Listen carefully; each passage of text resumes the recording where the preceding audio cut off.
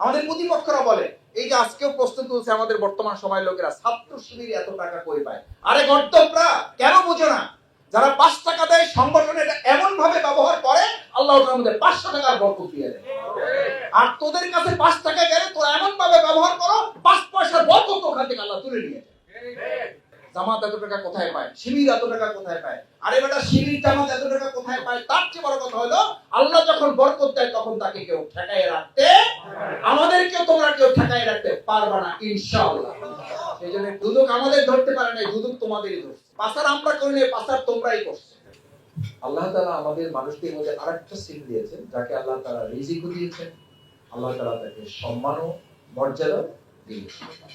আমার সামনে যারা আমি যতটুকু আপনাদেরকে চিনি, জানি, বুঝি, আল্লাহ তাআলা আপনাদের এই দুটো নিয়ামত দিয়েছেন। এটা এজন্য দেন নাই যে আপনি চেয়েছেন তাই পেয়েছেন, এটা এজন্য দেন নাই যে আপনি আপনার যোগ্যতা বলে অর্জন করেছেন। দেখেন, ওমর রাদিয়াল্লাহু তাআলা, ওসমান রাদিয়াল্লাহু তাআলা, আবু বকর রাদিয়াল্লাহু তাআলা, আলী রাদিয়াল্লাহু তাআলা, ওনাদের মধ্যে ওসমান রাদিয়াল্লাহু তাআলা নাকি আল্লাহ তাআলা তার একটা উপাধি দিয়েছেন। আল্লাহ তাআলার উপাধি হচ্ছে গানিয়ুন হামিদ। আল্লাহ সেই উপাধিটিকে হযরত ওসমান রাদিয়াল্লাহু তাআলা দিয়েছেন, ওসমান গনি রাদিয়াল্লাহু তাআলা। আবার এই স্বীকৃতিটির জন্য, শুধু স্বীকৃতির পার্থক্যের কারণে ওসমান রাদিয়াল্লাহু তাআলা বলতেন যে এটা আমার কৃতিত্ব না, এটা সম্পূর্ণ কার দয়া, এটা আল্লাহ দান করেছেন, এটা আল্লাহ চেয়েছেন, সেই জন্য এভাবে হয়েছে। আর একই সাথে কারণ ওই অর্থেরই মালিক ছিলেন, শুধু সে বলতো এটা আমার যোগ্যতার ফসল, আমি আমার পরিশ্রম দিয়ে, আমার মেধা দিয়ে, আমার যোগ্যতা দিয়ে, আমার দক্ষতা দিয়ে আমি এটা অর্জন করেছি। শুধু এইটুকুর কারণে স্বীকৃতির উপর ভিত্তি করে একজন ওসমান গনি হয়েছেন, যিনি কিয়ামত পর্যন্ত তার সম্পদ বাড়তেই থাকবে। আর একজন শুধু স্বীকৃতির অভাবে তাকে আল্লাহ শুধু কৃপণই বানান নাই, পৃথিবীর সেরা কৃপণ করে ঘোষণা দিয়ে তাকে পৃথিবীতে এত অপমান লাঞ্ছনা দিয়েছেন যে কিয়ামত পর্যন্ত সে শুধু মাটির নিচেই যেতে থাকে। পার্থক্য কি? ফাআম্মাল ইনসানু ইযা মাবতালা, মানুষ যেন মনে করে যে আমার এই সম্মান মর্যাদাটা আসলে আমার অর্জিত না, এটা আল্লাহ কর্তৃক প্রদত্ত, এই জন্য যে তিনি আমাকে পরীক্ষা করতে চান। আল্লাহ পরীক্ষার দুটো অধ্যায় আছে, একটা হচ্ছে কাউকে দিয়ে পরীক্ষা করবেন, আর একটা হচ্ছে কাউকে। দেখেন এখন কত মানুষ, আমরা এখানে বসে আছি, কত ইফতারি থাকবে যে আমরা হয়তো পুরোটা খেতে পারবো না। আবার কত মানুষ অপেক্ষা করছে হয়তো একটু পানি ছাড়া আর কোন উপাদান তার সামনে আসবে কিনা এটার জন্য সে অপেক্ষমান আছে, আদৌ হয়তো পাবেও না, হয়তো পানিটুকুই একমাত্র শেষ সম্বল হিসেবে ওইটুকু দিয়ে সে ইফতার করবে। তাই আমাকে কিন্তু ইফতার করতে করতে, আমি রোজার শুরু থেকেই এটা সব প্রত্যেকটা ইফতারে আমি মনে করার চেষ্টা করি, যে আপনারা আমার চেয়ে আরো বেশি করেন, যে ইফতার যখন সামনে আসে এটা ভাবা যে আল্লাহ এই যত নিয়ামত আপনি দান করেছেন, যত নিয়ামত আপনি আমার সামনে দিয়েছেন, এই প্রত্যেকটা নিয়ামতের যদি শুকরিয়া আদায় করতে হয় তাহলে আমার ব্যক্তিগত কোনো কাজ করার সুযোগ থাকে না, শুধু এটা করেই সময় পার করলেও এই নিয়ামতের শুকরিয়া আদায় সম্ভব হবে। তুমি যে সুপার পজিশনে আছো, তুমি যে বাড়িওয়ালা, তুমি যে গাড়িওয়ালা, তোমার যে ডেজিগনেশন, স্ট্যাটাস, সম্মান, মর্যাদা আছে, আমি চাইলেই তোমাকে সুপার পজিশন থেকে মুহূর্তের মধ্যে কোথায় নিতে পারি? সুইপারে নিতে পারি। আপনার কল্পনারও কম সময় আল্লাহ তাআলা এটা করতে পারেন বলেই তিনি ঘোষণা করেছেন, আল্লাহুম্মা মালিকাল মুলকি তুতিল মুলকা মান তাশা ওয়া তানজিউল মুলকা মিম্মান তাশা ওয়া তুইজ্জু মান তাশা ওয়া তুযিল্লু মান তাশা। আমি চাইলেই সম্মানিত হবে, আমি চাইলেই সে সম্মান এবং মর্যাদার জায়গা থেকে ছিটকে পড়ে অপমান এবং লাঞ্ছনায় যেতে মুহূর্তের কোনো সময়ের প্রয়োজন। সম্মানিত ভাইয়েরা, তাহলে এটা কেন করেছেন আল্লাহ? এই কেনর জবাবটা তিনি দিয়েই শুরু করেছেন। ফাআম্মাল ইনসান, আমি মানুষকে মাবতালা, আমি তাকে পরীক্ষা করতে চাই, দেখতে চাই যে এই সম্পদের অধিকারী হয়ে এসে আমাকে ভুলে যায়, আমাকে ভালোবাসে নাকি সম্পদকে ভালোবাসে, আমাকে ভালোবাসে নাকি তার বাড়িটাকে ভালোবাসে, আমাকে ভালোবাসে নাকি তার গাড়িটাকে ভালোবাসে, আমাকে ভালোবাসে নাকি তার সম্মান, মর্যাদা, স্ট্যাটাস, ডেজিগনেশনটাকে ভালোবাসে। যদি এইটা ভালোবাসে তাহলে আল্লাহ তাআলা সূরা হাক্কায় ঘোষণা দিচ্ছেন, হালাকা আন্নি সুলতানিয়া। কাল কিয়ামতের দিন তাকে বলা হবে তোমার সম্মান, মর্যাদা, ডেজিগনেশন, স্ট্যাটাস, ফাআকরামা এবং নাআমা, তোমাকে যে নিয়ামত এবং সম্মান দিয়েছিলাম এটা আমার কোনো কাজে যেহেতু লাগে নাই, আজকে তোমারও কোনো কাজে লাগবে না। হালাকা আন্নি সুলতানিয়া, তোমার সমস্ত ডেজিগনেশন, তোমার সমস্ত স্ট্যাটাস আজ শেষ করে দিলাম, ধ্বংস করে দিলাম, কোনো কাজে লাগবে না। শুধু এটা বলে শেষ করা হবে। অতঃপর তাকে বলা হবে, ফেরেশতাদেরকে নির্দেশ দেওয়া হবে, তাকে ধরো, গ্রেফতার করো এবং তাকে 70 হাত দীর্ঘ একটা শিকল দিয়ে তাকে বাঁধো। খুজুহু ফাগুল্লুহু, ধরো এবং তাকে শিকল দিয়ে বাঁধো। ফাসলুকু, শিকলে আটকাও তাকে। খুজুহু ফাগুল্লুহু, তাকে ধরো এবং বাঁধো। এই যে আমাদের পুলিশরা গ্রেফতার করে, এটা পুলিশের আবির্ভাব না, এটা কার দেওয়া? আল্লাহর দেওয়া। পুলিশের মাইরার কি দেখছেন? পুলিশের বাধার কি দেখছেন? পুলিশের ডান্ডার বেরিয়ার কি দেখছেন? বেরির কথা তো কোরআনে উল্লেখ আছে, 70 হাত। আমাদের তো পড়ায় এই 1-2 হাত পড়ায় তাতেই আমাদের জান বাইরে যায়। আর আল্লাহ বলছে 70 হাত দিয়ে একে পড়াও। হালাকা আনি সুলতানিয়া, সুলতান শব্দটা আল্লাহর রাজত্বের সাথে সম্পৃক্ত, সেটা ব্যবহার করেছেন। যে ওই মর্যাদাবান ব্যক্তি, ওই সম্মানিত, ওই বিশিষ্ট ব্যক্তি বর্গ, যে ব্যবসায় বড় ছিল, যে চাকরিতে বড় ছিল, যে বাড়িওয়ালায় বড় ছিল, গাড়িওয়ালায় বড় ছিল, সম্মানে বড় ছিল, মর্যাদায় বড় ছিল, ডেজিগনেশন স্ট্যাটাসে মর্যাদায় অনেক বড় ছিল, কিন্তু তার ওই বড়ত্ব আমার দিনকে বড় করার জন্য কোনো কাজে লাগে নাই, আমার সম্মান মর্যাদাকে প্রতিষ্ঠিত করার কোনো কাজে লাগে নাই। সুতরাং খুজুহু ফাগুল্লুহু, তাকে ধরো এবং তাকে বাঁধো। শুধু ধ্বংস শেষই করা হবে না, শুধু ধ্বংসই করা হবে না, শুধু অপমান লাঞ্ছনাই করা হবে না, গ্রেফতার করা হবে এবং শিকল দিয়ে তাকে বাঁধতে বলা হবে।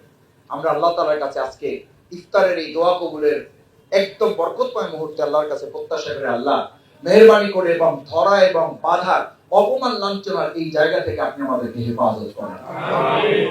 ভাইরা, যার যত নিয়ামত তার জবাবদিহি তত কম না বেশি? সুম্মা লাতুসআলুন্না ইয়াওমাইযিন আনিন নাঈম। প্রত্যেকটা নিয়ামতের জবাব দিতে হবে। আমরা সেই জন্যই শুধু আপনাদেরকে একটু স্মরণ করানো। আলহামদুলিল্লাহ, আমরা যা বলছি তার চেয়ে আপনারা অনেক ভালো জানেন এবং বুঝেন যারা, তারা আমাদের সামনে বসে আছে। আমরা বাংলাদেশ জামাত ইসলামী আপনাদের প্রিয় এই সংগঠনের পক্ষ থেকে শুধু আপনাদেরকে একটু স্মরণ করিয়ে দিয়ে একটু এগিয়ে নেওয়ার ব্যবস্থা করে দেওয়া, যাতে আমাদের মধ্যে আমরা কেউ কালকে আমাদের দিনে বলতে না পারি যে আল্লাহ এরকম কোন পথ পদ্ধতি ব্যবস্থাপনা তো আমাদের সামনে এসে কেউ কখনো বলেন, আমরা তো জানতাম না। আনতাকুলা ইয়াউমাল কিয়ামা, কিয়ামতের দিন কেউ কেউ এটা বলতে চাইবে যে আল্লাহ এরকম একটা ব্যাপার স্যাপার ছিল, এটা আমার আসলে জানা ছিল না, এটা আমি বুঝতে পারিনি। আনতাকুলা ইয়াউমাল কিয়ামা, কিয়ামতের দিন সে বলবে ইন্না কুন্না আন হাযা গাফিলিন, আমি এর উপর জানতাম না, এই আমার কানে আমি শুনি নাই, আমি আসলে এটা বুঝতে পারিনি। আমার যে যাকাতের ব্যবস্থা ছিল, আমার যে আল্লাহর দ্বীনের পথে ব্যয় করার ব্যাপার ছিল, আমার সম্পদ দিয়ে যে দ্বীন বিজয়ের একটা ব্যাপার ছিল, ওয়াতু জাহিদুনা ফি সাবিলিল্লাহ, যত জায়গায় দ্বীন কায়েমের কথা বলা আছে তত জায়গায় জানের কথা আগে না মালের কথা আগে? মালের কথা আগে। কারণ আল্লাহ তাআলা তো আমাদের স্রষ্টা, তিনি জানেন আমাদের দুর্বলতা জানের প্রতি যত না বেশি, তার চেয়ে জানের সংরক্ষণ করতে জীবন চলে যায়, তারপরও মাল ঠিক রাখার কি করে? যদি বাইসে থাকে তাহলে কি হবে? এই জন্য মাল মানে জান যায় যাক, কি ঠিক থাকুক, কারণ মালই দিতে পারে না, সে জান দেবে, এটা বুঝার কোনো সুযোগ নাই, এটা বুঝতে কোনো গ্যাপ থাকার কথা না। সেই জন্য সম্মানিত ভাইয়েরা, আজকে আল্লাহ তাআলা আপনাদেরকে যাদের এই পরীক্ষার মধ্যে রেখেছেন, ভাই ভালো ছাত্র যারা, তাদের পড়াশোনা নিয়ে যত ভালো প্রস্তুতি, তার টেনশন কম না বেশি? বেশি। আল্লাহ তাআলা আপনাদের সম্মান বেশি দিয়েছেন, মর্যাদা বেশি দিয়েছেন, জবাবদিহির অনুভূতি এবং পেরেশানিটাও কিন্তু একজন রিকশাওয়ালা শ্রমিক ভাইয়ের চেয়ে আপনার বেশি হবে না কম হবে? নিশ্চয়ই বেশি হবে। আপনার প্রস্তুতিটাও বেশি থাকতে হবে। সেই জন্য বাংলাদেশ জামাত ইসলামী আজকে দুটো কথা আপনাদের কাছে পেশ করতে চায়। এক, এই পরীক্ষায় উত্তীর্ণ হওয়ার জন্য আমরা এখানে যারা আছি, এই চেয়ারে সারির কারণে আমরা এই পাশে বসছি, এটা প্রোগ্রামের সৌন্দর্যের কারণে, অন্য কিছু না।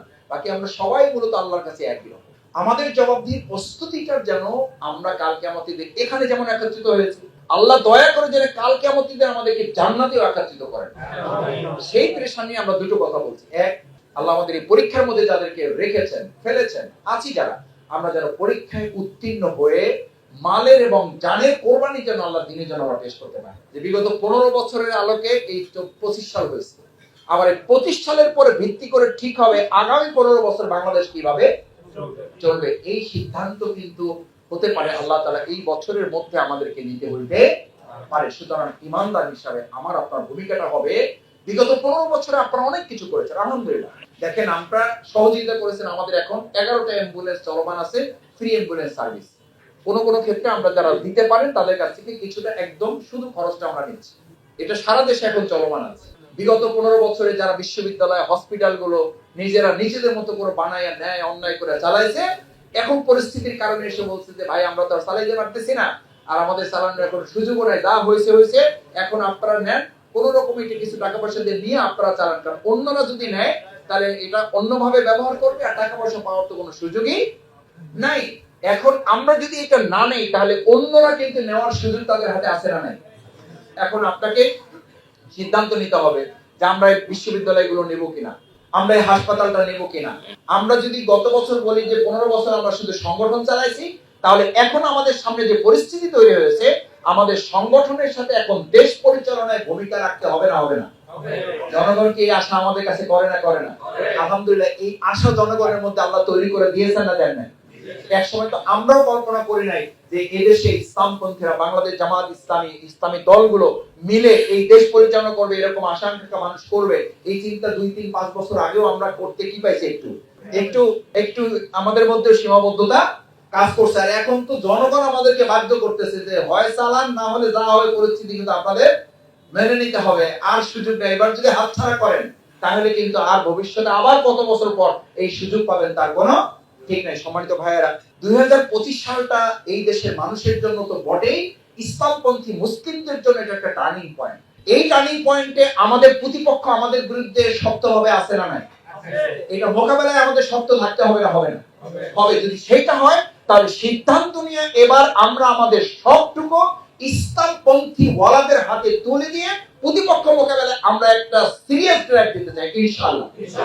এটা যদি আমরা করতে পারি, আমার মন বলে, আমাদের প্রতিপক্ষরা বলে, এই যে আজকেও প্রশ্ন তুলছে আমাদের বর্তমান সময়ের লোকেরা, ছাত্র শিবির এত টাকা কই পায়। আরে গর্দভরা, কেন বুঝো না? যারা 5 টাকা দেয় সংগঠনে এটা এমন ভাবে ব্যবহার করে, আল্লাহ তাআলা আমাদের 500 টাকার বরকত দিয়ে দেয়। আর তোদের কাছে 5 টাকা গেলে তোরা এমন ভাবে ব্যবহার করো, 5 পয়সার বরকত ওখান থেকে আল্লাহ তুলে নিয়ে যায়। জামাত এত টাকা কোথায় পায়, শিবির এত টাকা কোথায় পায়? আরে বেটা, শিবির জামাত এত টাকা কোথায় পায়? তার চেয়ে বড় কথা হলো, আল্লাহ যখন বরকত দেয় তখন তাকে কেউ ঠেকায় রাখতে, আমাদেরকেও তোমরা কেউ ঠেকায় রাখতে পারবে না ইনশাআল্লাহ। সেজন্য দুদক আমাদের ধরতে পারে না, দুদক তোমাদেরই ধরছে। পাচার আমরা করি না, পাচার তোমরাই করছো। সুতরাং এই প্রশ্ন তুলে আমাদেরকে এই কল্যাণমূলক কাজ থেকে আলহামদুলিল্লাহ তারা বিরত রাখতে পারবে না। শেষ কথা হচ্ছে যেটি বলছিলাম, যে এবার জাকাতের একটা গুরুত্বপূর্ণ অংশ, 8টা খাত আপনাদের সবার জানা আছে, মাসালাও সবাই জানে। আমি শুধু অনুরোধ করব, দেখেন 8টা খাতের মধ্যে একটা খাত হচ্ছে ফি সাবিলিল্লাহ, আল্লাহর রাস্তা। আপনি যদি আল্লাহর জমিনে আল্লাহর দ্বীনকে আমরা বিজয়ী করতে পারি, একটা কল্যাণ রাষ্ট্র প্রতিষ্ঠা করতে পারি, একটা ইসলামী রাষ্ট্র প্রতিষ্ঠিত হয়, তাহলে 8টা খাতের মধ্যে বাকি 7টা খাতকে আমরা দেখবো না সরকার দেখবে? আমরা দেখবো না রাষ্ট্র দেখবে? ভাইরা, সহজ কোনটা? আমি আপনি দিতে 53 বছর দেশ স্বাধীনের পর থেকে শুধু দিতেই আছি। আচ্ছা আপনি বলেন, যাকাত দাতা বাড়তেছে না কমতেছে? বাড়তেছে। কিন্তু একই সাথে যাকাত গ্রহীতা কমতেছে না বাড়তেছে? এটাও বাড়তেছে। অথচ ইসলামী রাষ্ট্রের নিয়ম কি হওয়া উচিত ছিল? যাকাত দাতা বাড়বে, গ্রহীতা, কিন্তু হচ্ছে কি আমাদের দেশে? যাকাত দাতাও যা বাড়তেছে, গ্রহীতাও। একটা ছোট্ট উদাহরণ দেই, আলহামদুলিল্লাহ বাংলাদেশ জামাত ইসলামী বিগত 15 বছরে আপনারা আপনাদের যাকাতের যে অংশটুকু নিয়ে আমাদের পিছনে, আমাদের পাশে, আমাদের সাথে, আমাদের সামনে দাঁড়িয়েছিলেন, ওইটুকু দিয়ে আমরা শুধু একটা খাতে আত্মকর্মসংস্থানে আমরা 46 জন ভাইকে সহযোগিতা করেছি। তার মধ্যে 29 জন ভাই ইতিমধ্যে আমাদের সংগঠনে যাকাত দেওয়া শুরু করেছে। ভাই, সম্ভব না? সম্ভব না? এর যদি রাষ্ট্র দায়িত্ব নিত তাহলে আমাদের সেই ইসলামী রাষ্ট্রের মধ্যে হইতো যে যাকাত দাতা রাস্তায় ঘুরতেছে, নেওয়ার মতো এই দৃশ্য বাংলাদেশেও করা যাবে না? যাবে না? ইনশাআল্লাহ যাবে। সেজন্য আমি বলি, ওই সাক্ষাতে আপনি দিবেন না তা বলছি, একটা বছর আমরা করে দেখি না যে আমরা ফি সাবিলিল্লাহ, আল্লাহর জমিন, আল্লাহর দ্বীন বিজয়ের জন্য খাতটাকে এবার প্রায়োরিটি দেই, বাকি 7টা খাতের দায়িত্ব আমরা রাষ্ট্রের হাতে তুলে দেওয়ার মতো একটা রাষ্ট্র করার জন্য আমরা এবার পরিকল্পনা করি। দেখি ইনশাআল্লাহ, ইনশাআল্লাহ পারবো ইনশাআল্লাহ। সবাই ভাইরা রাজি আছি? আল্লাহ তাআলা আপনাদের কবুল করুন।